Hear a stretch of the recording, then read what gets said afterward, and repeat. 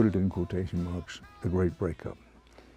You got off to a tremendous start with this band, with your older brother and with two others with whom you'd gone to middle school, junior high school. So the band gets off to a great start. Then you have this breakup. I started to say in brief, but it's complicated. But what happened with the band breakup? I maybe know a little bit more now after, was it 50 years or something? I know that internally, within me, I felt like everything was going great. Somehow the songs that I would imagine would come to pass. We'd go in the studio and record them, and then lo and behold, they'd be on the radio, you know, and then we'd go play for audiences that were enormous, and everyone was happy and having a great time. Eventually it meant we could buy a house, you know, all that sort of thing. I do know that I didn't understand it at the beginning, and it didn't even register what the emotion was. It was much later, after I'd known Julie, you know, and as a couple tends to get to know each other over dinner and movies and riding in the car, you know, I mean, years went by, and one day she said, well, they were jealous. And I had never really even stopped to think of it that way. I mean, I just didn't understand. I will go back in time now to early 1969. Proud Mary was already a hit. Bad Moon Rising was out and was on the radio and doing well. And we were rehearsing to do the next single, which was a song called Green River. So we were done rehearsing for the day. We came out with carrying our guitars. We were each getting in our own car to go away. And suddenly my brother Tom says, you're getting quite a repertoire. But he didn't say it in a happy way. It was almost like it was hissed through clenched teeth. And I could tell he was angry, or there was something wrong, and because of the way it was coming at me. And I just sort of didn't understand, right?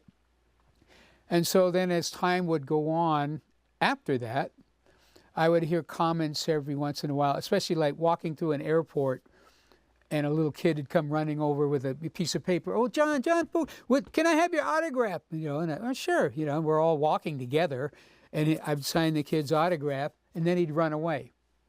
And I'd hear for the next 30 feet behind me, grumble, grumble, grumble, you know, a bunch of just negative, but I didn't quite understand what.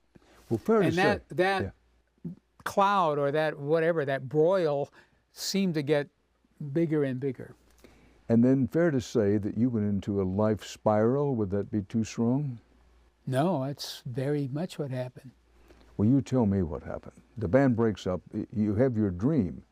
Not only is it a band, but it's a very successful band, making money for the first time, real money for the first time. Right, all of us, because, yes. And by the way, you said it right. It was my dream, meaning I thought I had discovered the formula. This is how this works for us. Right. Because we had been around each other for quite a few years.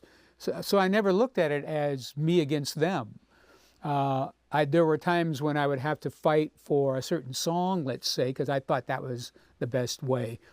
So the breakup was very upsetting, certainly. So then what happened to you?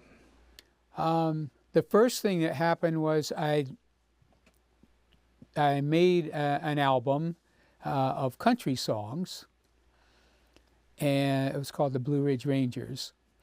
And right around in that time, I learned that the other three had been let out of their contract. Right.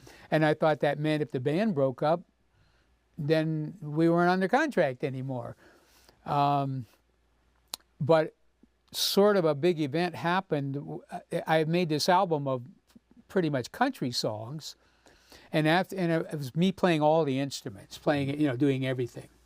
When it was done, and it was just about to be put out, one of the henchmen at the record company wanted to have a meeting with me, and he informed me that, I had this big obligation of recordings that I owed them.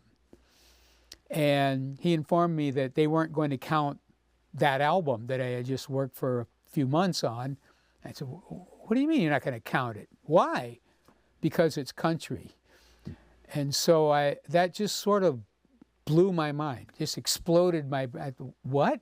Meaning I was trying to kind of play ball with this enormous obligation of recordings that I owed them. And again, remember the other fellas in the band had been let go from the contract. But that statement kind of, they had the power like willy-nilly to just say, oh, this one counts, this one doesn't. Yeah. I could see myself there for the rest of my life. And so I called a meeting with the people at the record company, but it was really just the man, Saul Zaentz. And he was so unsympathetic in listening to me that I'll just say it. We sat down. He had all his henchmen there, and I was there alone. And after a couple of little, how you doing and all that, I said, I'm finding it very hard to make music, to produce anything.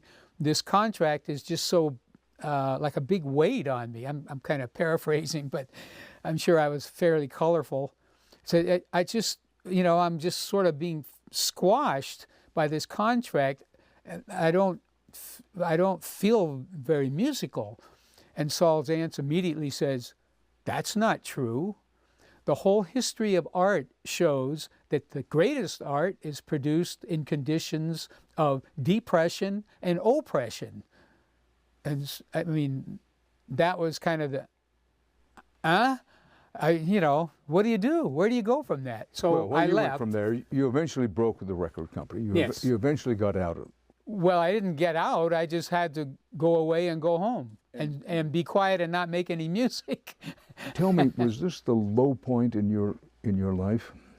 Well, it wasn't very pretty, that's for sure. And they call the phrase sinking into depression. That's what it was. It was day by day, it got worse.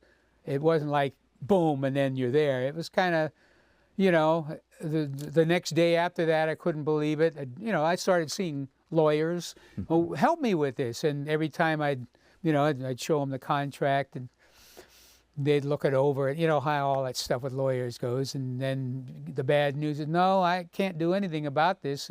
Basically, they own you. What that meant was I couldn't go anywhere else. Right. If I was going to make any music, I had to give it to them.